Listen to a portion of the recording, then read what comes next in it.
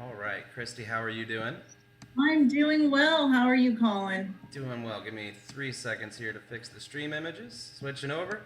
I Okay. abandoned Texas during this hurricane.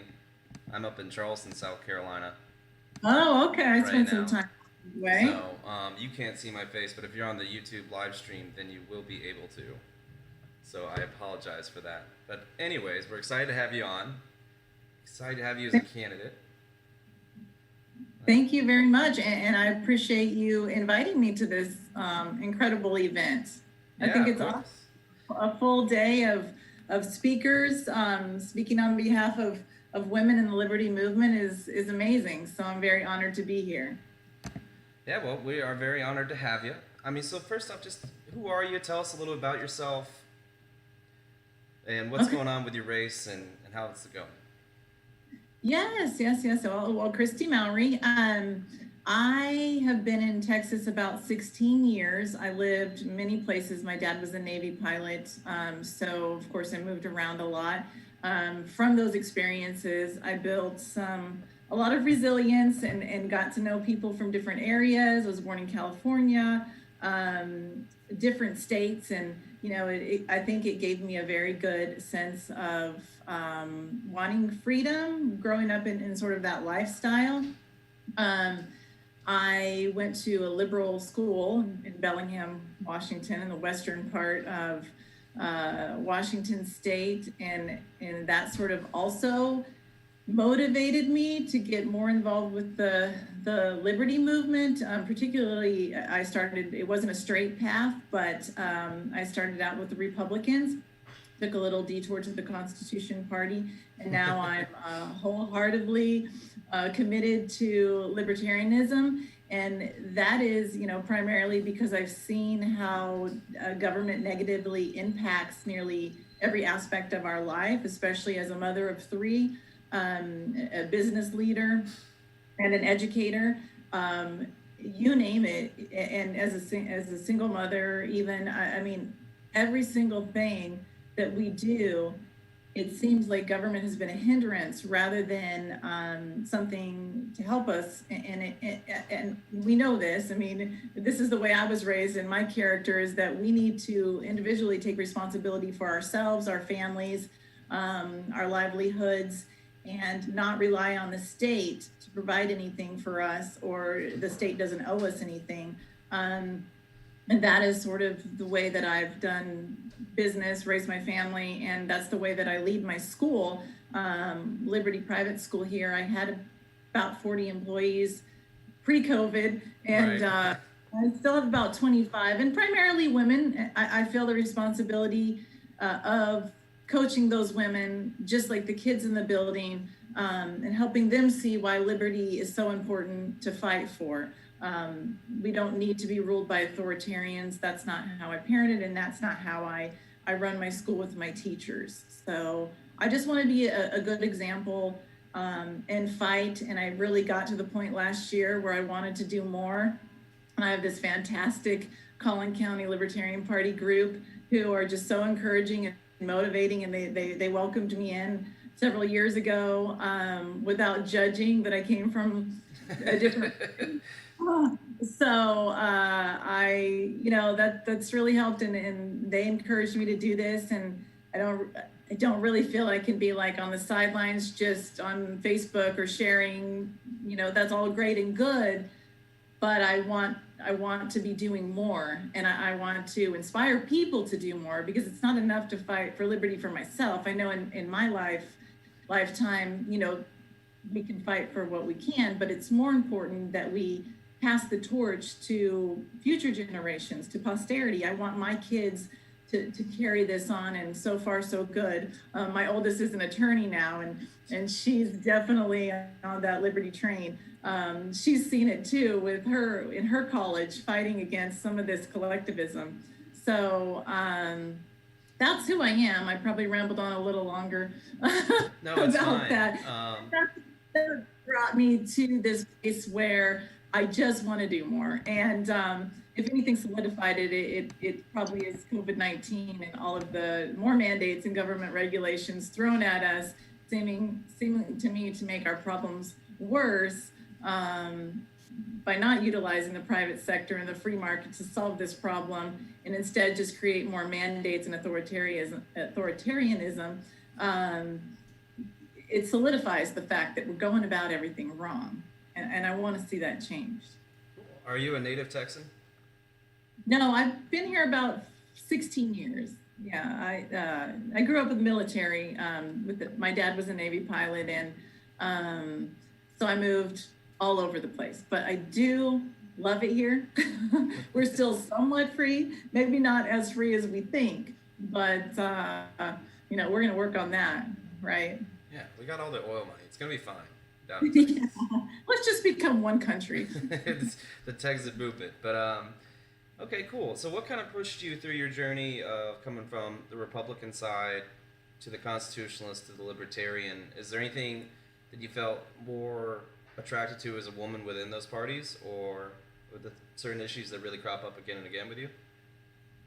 Yes. Well, I mean, I guess would have originally fell under the conservatarian beliefs. And when I was in college, I was probably the only conservative / libertarian on my college newspaper. And I was really attacked during that time, and didn't realize that that sort of woke me up as well. That's when I had to start researching. Wait, what do I believe in? Where am I? Where do I take my stand? And from the smallest little things, I realized kind of that. Let me backtrack a little bit. This was the early 90s. I don't want to say my age. When I was in college, it was the early 90s. And I didn't know that we had options between the two parties. So libertarianism is still in its infancy, but was definitely more so 30 years ago. So I didn't think I had a choice. So for me, I aligned with the one closest to my values, my personal values. And it wasn't until later on in life, I did the research. I didn't want to listen to what the media was telling me of these two parties, because I could see how they were wrong. Portraying, the media tries to push everybody as far as they can, right or left. They want you to believe that you have to become more extreme on the left and the right needs to be more extreme on the right, to the point where they have us so divided that nobody understands that the majority of individuals are probably somewhere in the middle of all of that. And we're getting to a point now where, I hate to use this word crisis because everything is a crisis, but it is a political crisis, because I don't see, no matter, unless it's Joe Jorgensen, I don't see anything major changing in November if either of the major parties win. I think we'll become more divisive, and it will get even crazier. So something's got to change. So back to your original question, it was just the ongoing research continuously. And I think that many people knew I was a libertarian before I did, and they were so great about sending me books to read, and I did my own research. I wanted to be as educated as possible. And the biggest thing that stopped me from joining the Libertarian Party much sooner was the pro-life issue, because I am pro-life. So I felt like that means I can't be a part of the Libertarian Party, until I dug even deeper and joined up with some of the pro-life libertarians and realized that the solution to this is just like the solution to everything else: volunteerism, charity, the private sector, encouraging women to make the right choice, but helping them, not just saying you're bad, you can't do that, this is wrong, you're evil, but being there. Because I personally was also faced with that choice while in college, when I found out that I was pregnant, and I had, like I said, a liberal college. I had all of my friends said, well, when are you going to make your appointment and take care of this situation? And I thought, well, I'm not. Yeah, I made this choice. I have a set of principles that, even though it's not going to be easy at all, I chose to have the baby. And she, like I said, 26 years later, she's was top of her class at law school and is a fantastic attorney. Congratulations. And thank you. And it was definitely not easy, but to me, that was the right thing to do. But I look back and say, what would I had preferred in that situation? With I had so much pressure of telling me what I should do, and it wasn't what I wanted to do. So we have to remember that it works both sides. That we shouldn't be forcing women to do what, people shouldn't be forcing women to do what they think is right, but be there to help in those decisions. We can start with working towards making these things obsolete because we teach women about safe practices and we encourage, make things, be there to help. Let private charities do their job in assisting, get government out of the way of these things. Stop funding abortion, stop funding anything that's private, and give the money back to the people so maybe they can raise it if money is the issue for raising a child, and it certainly was for me. But all of those things that it inhibit and get in the way of maybe somebody's decision to raise a child also is government in the way. So I don't know if that makes any sense, but that was the main issue that stopped me. Every other core value that I hold is libertarian. Basically, get the government out of the way so I can live my life, pursue happiness. At very most, if anything, government should only be there to protect life, liberty, and property. And they're not doing that. They're failing at that too. So how do you feel things are going with running a school during COVID times? And what are the challenges you're facing that are kind of unique to this point? Yeah, the challenges I face are fear. Just absolute fear. I've spent I never closed. We go up to 5th grade. My school never shut down. We did drop in March to only about 35 kids. And again, it was fear. I spent a lot of time on the phone with parents that are worried and concerned. I looked up the statistic, which I'm happy to do because they're basic health practices, with updates. And so far, not one healthy child under 19 in the state of Texas has died from close the school, and some schools did. And of course, knock on wood, we haven't had any issues. We're up to about 145 kids now, which typically I have around 250. So still low, but we're just doing basic health practices. I've had a couple of cases of strep, but nothing major. The kids are happy. We're not doing the mask thing if they choose to. If teachers choose to wear a mask, they can absolutely do that. I will not tell anybody what to do or ask them their private reasons for not wanting to wear a mask. We are, like I said, I run the school very liberty minded. And as long as somebody is not doing anything that will harm the school or that goes against child development practices or education, if there's something blatant, then I'll step in. But basically, I respect the rights of my teachers. I respect the rights of the parents who trust me to educate their kids throughout the day.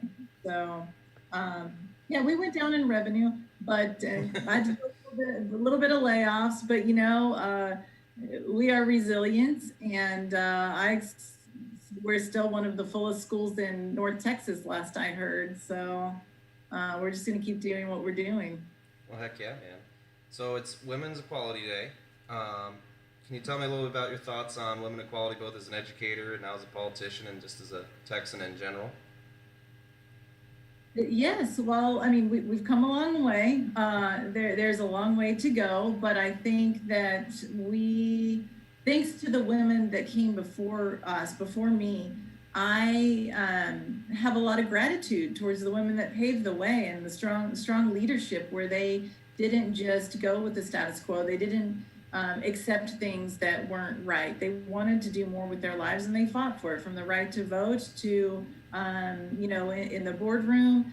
Now, with that said, I believe strongly in equality for women, not necessarily any special privileges. And some people think that's not an appropriate stance, but it's the right stance. I don't want there's so many incredible men in my life that have, my dad for starters, that have been so supportive of me and what I wanted to do.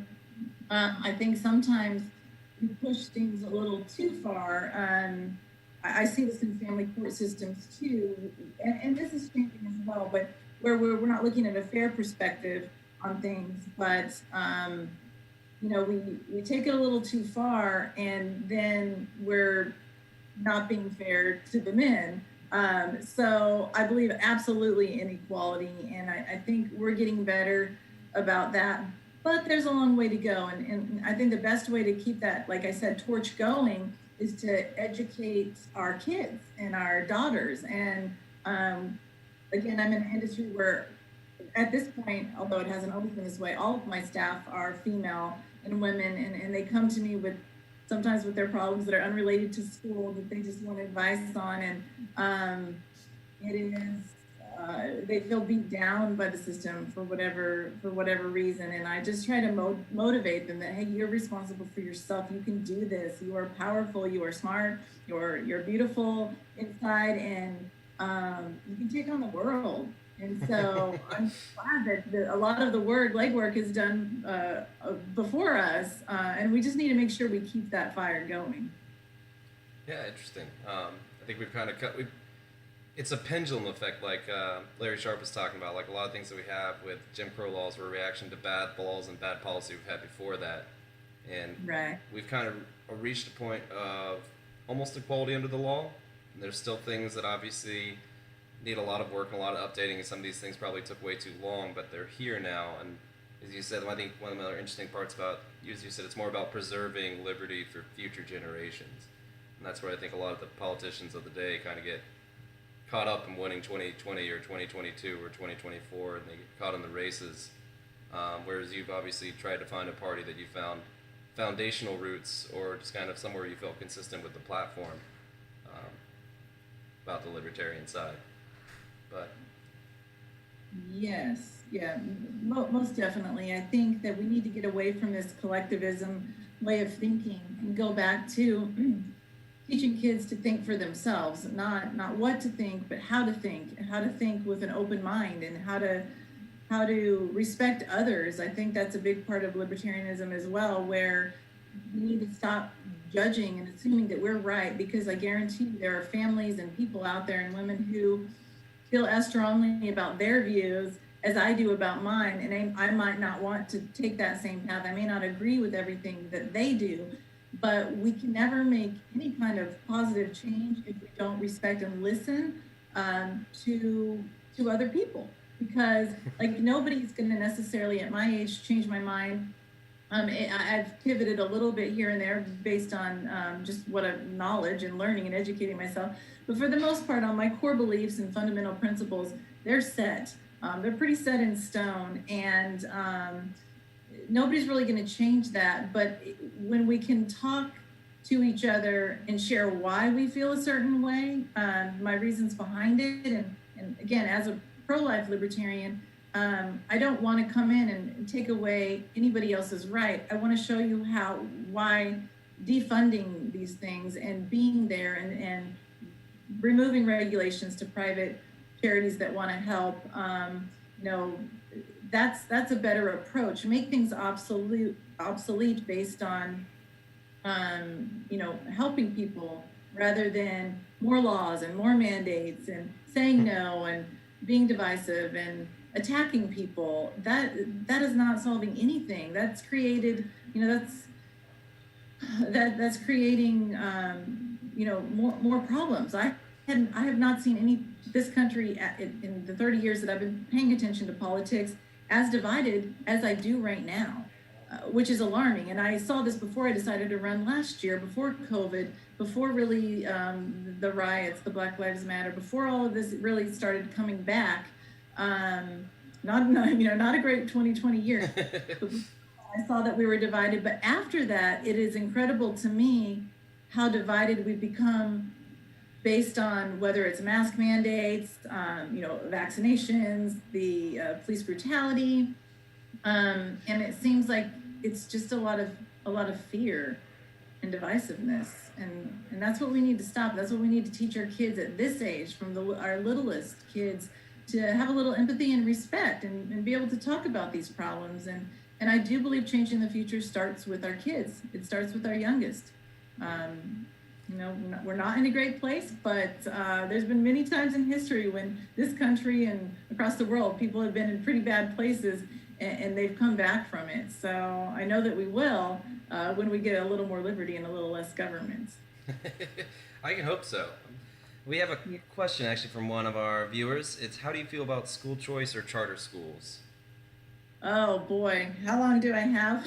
Well, there's nobody at the 10:30 slot, so quite some amount. Yeah. No, I am absolutely supportive of school. If I could defund public education, I would. I think we need to get the tax dollars back into the hands of parents, and stop taking the tax dollars out of the hands of parents in the first place, and allow them to choose how they want to educate their kids, because only parents know the individual needs of their own child. Nobody knows that. Somebody sitting in Austin making rules about public schools has no idea what's right for your child or what your community is like and what you want for them.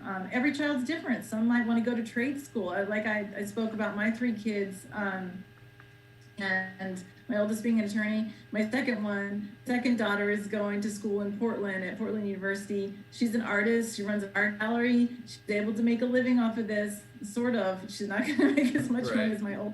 But when it comes to education, we've got to facilitate the talents and gifts that our kids have.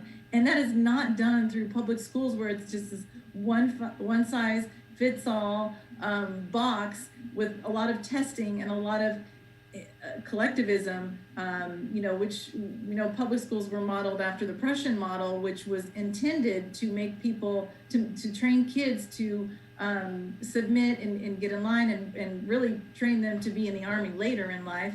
And that is we modeled our public schools in America somewhat after that, and it's a failure. And so while they can be improved, and I know the opponent in my race, the Republican opponent, wants to put money into improving public schools, but that's the wrong direction. We need to give the money back to the parents. We need more school choice, more private schools, the right to homeschool without the government being involved. And COVID, again, has opened many people's eyes to just how bad our public schools are, and how big brother they are. I think it was Tennessee that wanted parents to sign a waiver that they wouldn't listen in to the Zoom meetings and lessons that their kids were having online. And there was another, right here where I am right now in Wiley, Texas, there was an 8th grade teacher on the news for comparing cops to the KKK in some assignment about political cartoons. And so that's literally a couple miles down the street from here.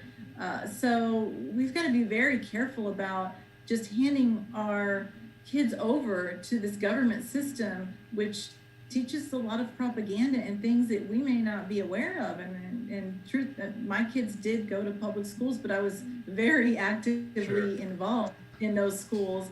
And it's really unfair that you're being taxed to pay for schools that you may not want to use, and you've got one option. So absolutely for school choice.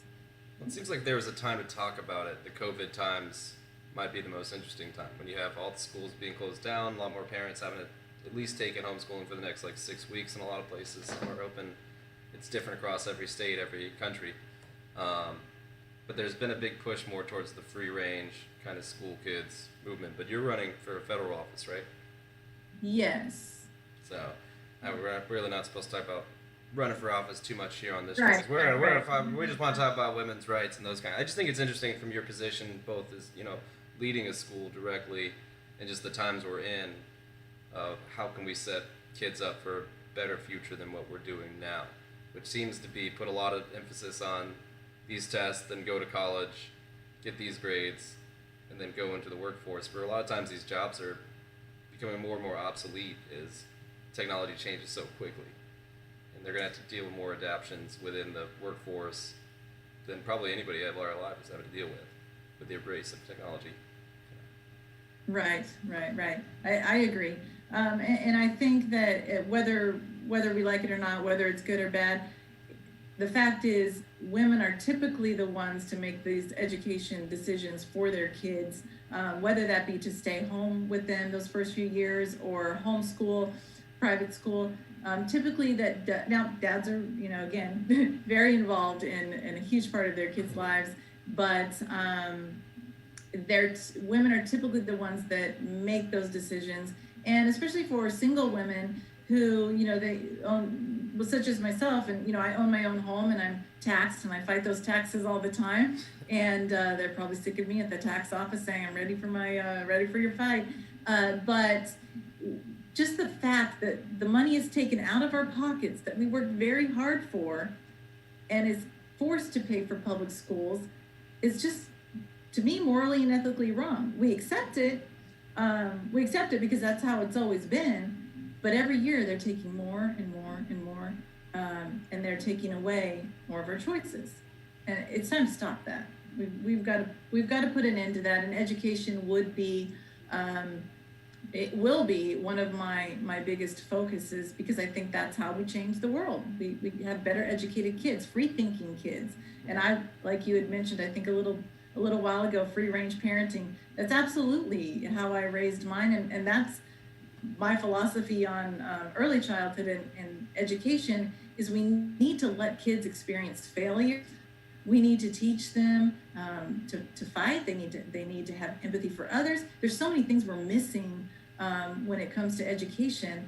We're making it too easy. We're just saying, okay, we just want you to pass this test so we can get more money from the state. If you don't pass, we'll give you another opportunity to pass. If you don't do it then we'll give you another opportunity, because we need that money from the state. And we've just gotten completely away from real education and what kids need to succeed when they grow. Well, I think people get in the line where we're scared of libertarians when they talk about defunding education, when a lot of us are more along the lines of, we don't want to take a penny away from education. It's just about how we use the money. It's just like with Social Security, it's like you may not, of course savings is important, and maybe a mandatory savings program is good, but don't give it all to Congress and let them make all the decisions for our lives.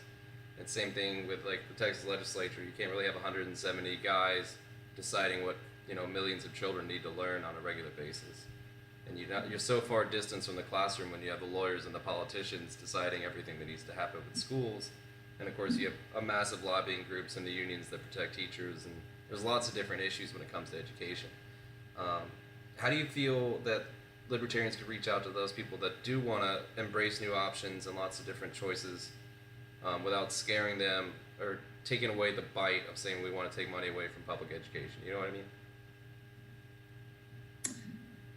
Yes. It's a loaded definitely. kind of question, isn't it? But well, no, it's a hard conversation, and it's a slow conversation. You have to reach out to the people and ask them what they dislike about what's going on in public schools, and then go from there. And there's always something. Right now you see, and to show them just the pure numbers, just how much we spend on education per student, and how much of that money is going to administrators, or the perks that administrators get, or superintendents.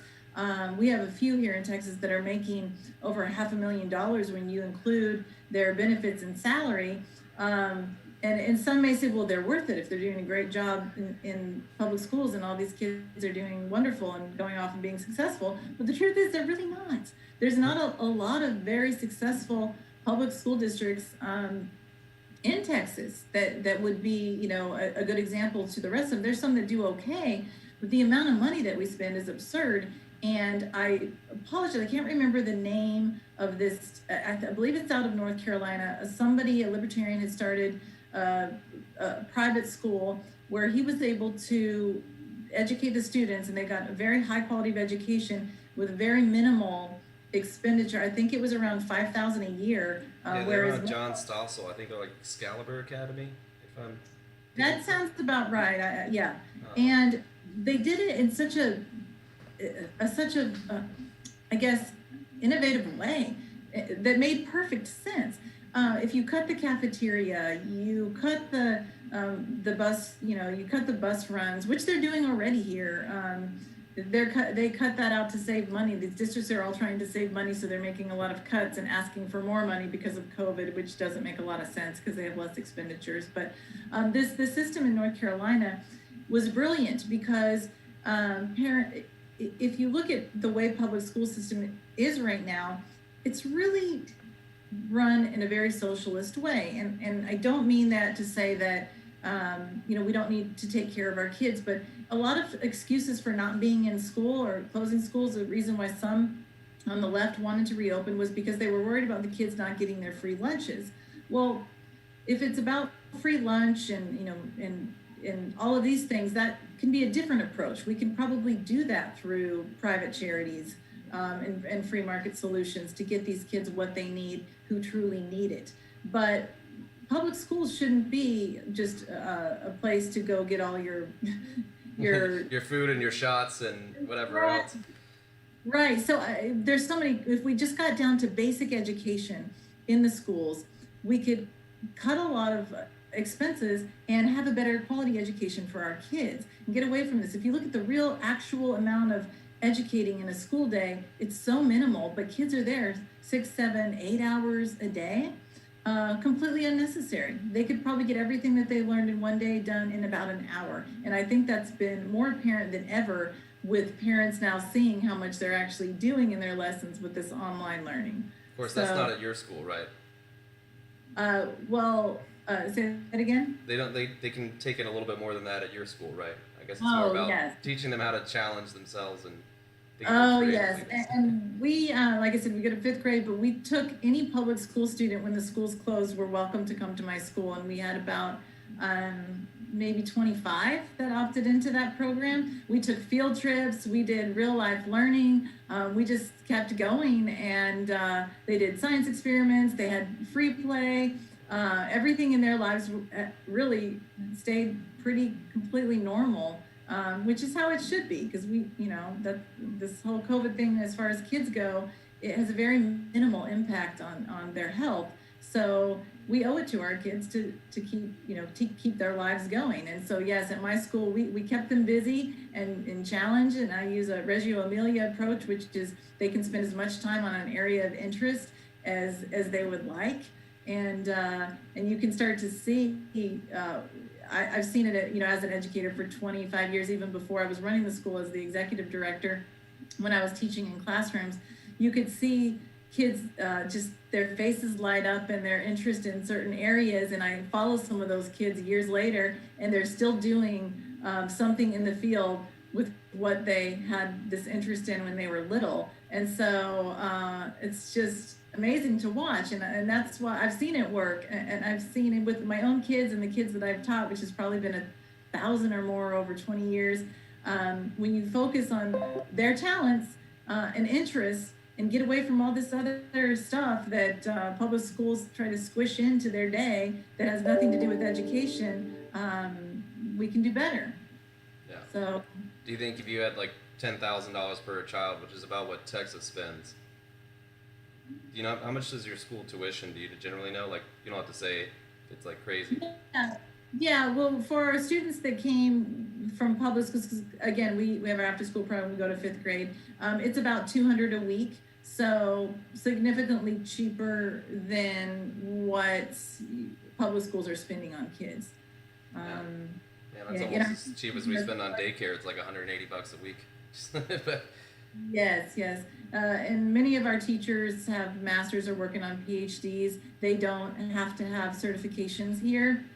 A lot of that is unnecessary. And, as a libertarian, I think a lot of licensing and certification is more about getting money to the state rather than whether somebody's qualified enough to teach. So I have a rigorous interview process and hire teachers who have an absolute passion for educating kids. And I think that's kind of the cool point with school choices. What does it do to protect teachers and not just students? And if you have more choices, you have more options. And if you have good schools that are constantly competing for the best teachers, you're going to put money and time into investing in their continuing education and making sure that they're best qualified to do their job as possible, right? Right. And, I do have many teacher friends that are in the public schools, and they do, they worry about private education. But I tell them that you will always make more money if you are good. And the schools will have higher quality teachers. And if you're bought in and you're passionate about education, you will always make more money in the free market because they want better teachers. And parents will pay more for tuition when they know it's a school that has the very best.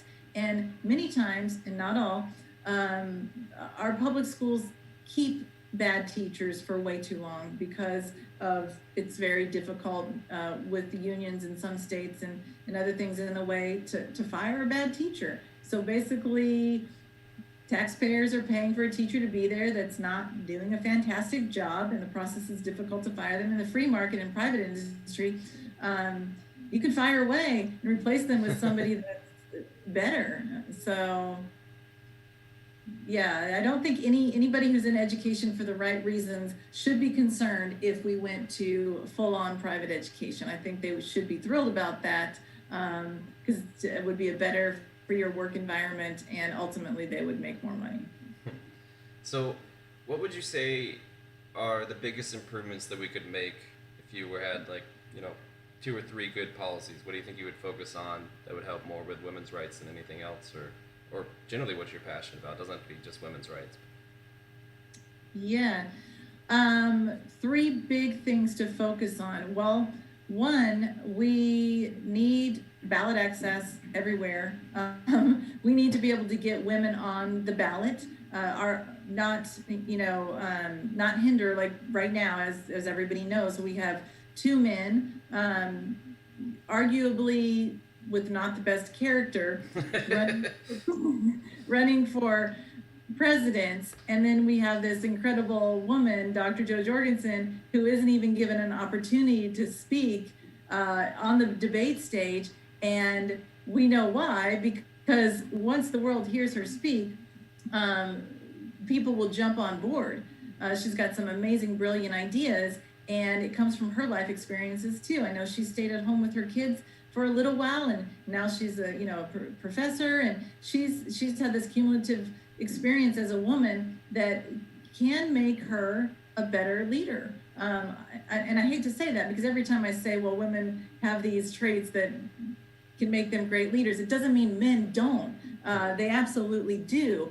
But traditionally, the experiences, like for myself, in the education field is primarily female. Raising kids, that was primarily me that did that. And in many other industries, we need those experiences to kind of guide us to do better and to make better policies and think about the future, think about how we want our kids to be raised and educated so that they can carry on the ideas of liberty. So as far as policy, we've got to have ballot access. We've got to push to make sure that women can be heard who are on the ballot. Yeah, I'm trying to think. No, ballot access is definitely a good one. It's one that all libertarians, and not just libertarians, but Green Party and anybody that wants to have something besides the Republican, Democrat, oligarchy, basically. It's a challenge Right. for every libertarian, and that makes it Right. hard.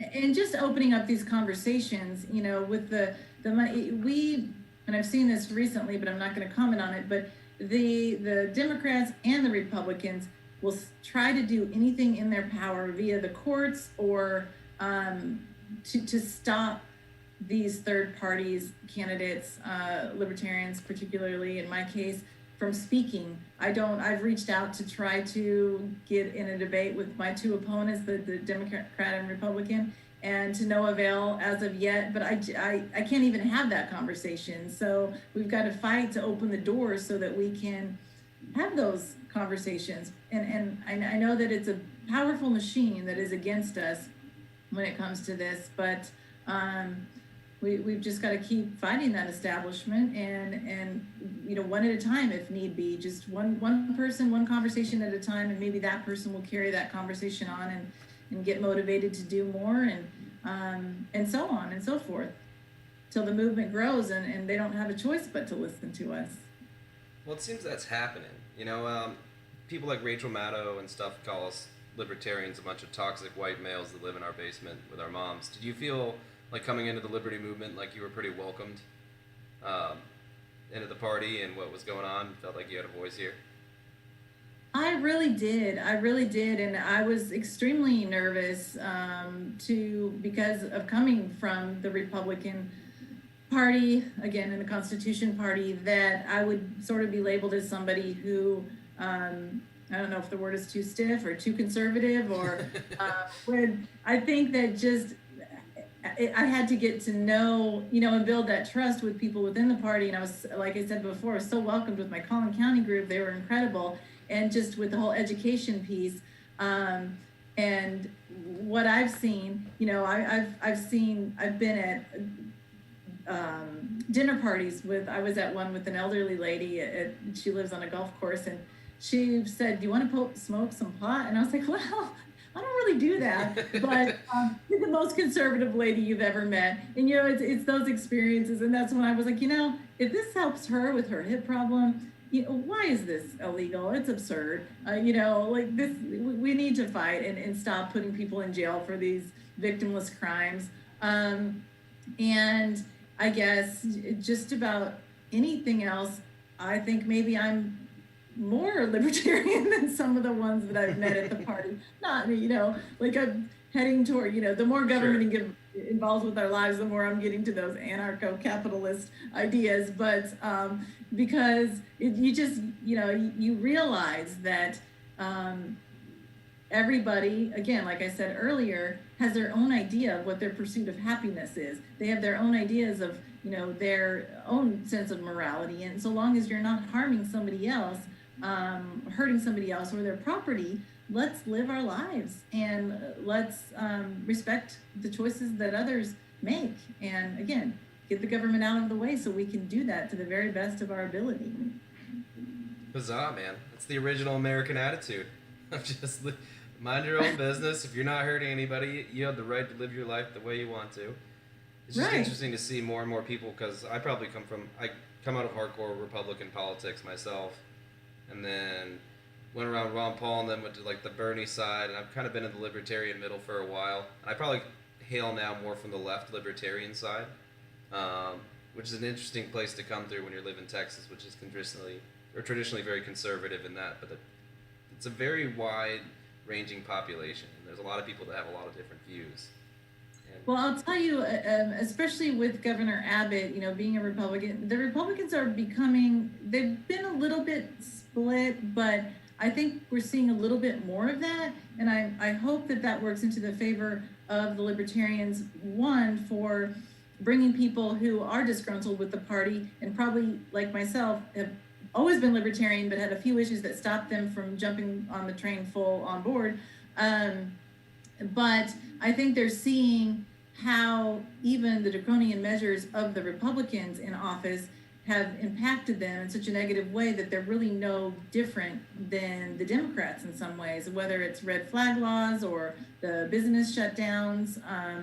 They're realizing that, wait a minute, maybe this isn't the party for me. What else is out there? So I believe the libertarian movement is growing. I believe it's growing very rapidly. I think it is the place to be if you're a woman for a variety of reasons. And if anybody's listening, females out there that, like you had said before, Rachel Maddow said it's the party of old white men in their basement. I think that's what she said. Yeah. I don't really watch it, so I don't know. I don't watch too much of her, but every now and then I get some we all have flip through those channels every once in a while, and it's like a bad car crash, so we have to watch.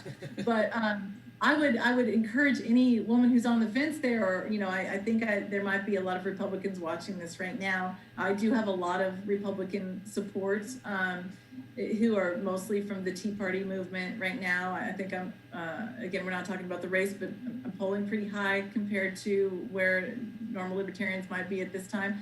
But I want you to message me. My phone number, my email is all on my campaign side. I would love to help educate or help women see why this is the party for women, from being a parent to a business owner and leader to your daily lives, to owning a home, to the right to own guns. This is absolutely, women have the right to protect themselves and run a legitimate business without being shut down by the government. Libertarianism is the party, and you can be in this party and you can fight for liberty while still having your own personal views on abortion or gay marriage or whatever it might be. We've got to look at the bigger picture and respect each other and listen to each other. But ultimately, what you can be as left as you want, you can be as right as you want. Just make sure you don't make anybody else pay for it or do what you think is right. So don't force your views on somebody else, because we truly are, we are one united country. It just doesn't look like that right now. It's just not in the best place. Well, so and some of those pendulums are coming around, right? That, like, especially on the gun control, I think it's been really interesting that some of the biggest proponents now of the Second Amendment are women and black rights activist groups are now arming themselves at higher rates than ever. When you talked about, when you were in Texas, I'll tell you, and this, I guess it has to do with women too. I remember getting pulled over about 5 years ago. Might have been speeding just a little. And it was actually the police chief in my town. And I gave him what at the time was my license it was actually CHL, concealed handgun license. Now it's a license to carry, because by law I have to show him that if I get pulled over along with my driver's license. And he looked, and so he said, "Okay, where's your gun? Do you have one in the car with you?" And I was like, "Yes, I have two." So one is here, one is here. And he looked at me and he said, "Why do you need that?"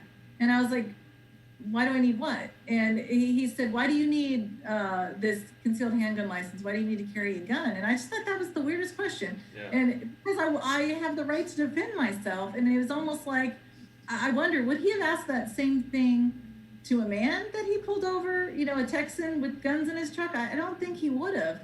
But I don't recall my exact answer to him, but it was something to the effect of, because you may not get there in time, and I have the right to protect myself. But, again, the Republicans are not doing a great job with gun rights. And that's, if we don't protect that, if we don't have the right to own guns, which is a natural right to protect your life and property, then anything could happen. I mean, ultimately, that's the last line of defense if the government does get a little crazier on us. Well, it is Texas, too. So do you have anything in particular you'd like to say to any women that might be watching, or about other things within the Libertarian Party that frustrate you, or how you're feeling with it, or other than that? Well, I would just like to say, get involved. It's not enough to just think a certain way or believe in something, but be there for somebody else. Be there to educate somebody else. Share your thoughts. Share books that people can read. I know somebody, one of my friends, recommended The Law by Bastiat, which is a brutal read. That's a tough read, yeah. I'll be honest, I listened to it a little bit. That was pre-recorded while I was at the gym and multitasking because it was just a bit much, but it's still brilliant. Yeah. And so if we can just be there to help other women who are on that search for liberty, or on that search for where do I truly belong? And if you're waking up to the fact the other two parties have become corrupt beyond control and do not have your best interests but theirs at stake, this is a good place to be. And particularly if you're in Colin County or North Texas, I want to meet you. I want to have coffee or wine or whatever you do, and I want to discuss how we can keep fighting for liberty and the future for our kids. Yeah. Well, that sounds like an awesome message, and I wish you the best in your campaign. Thank you so much, Colin. Thank you for coming on, and we really appreciate you, and we hope to have you back on sometime soon. Thank you. We'll talk to you soon. All right. Thanks, Christy.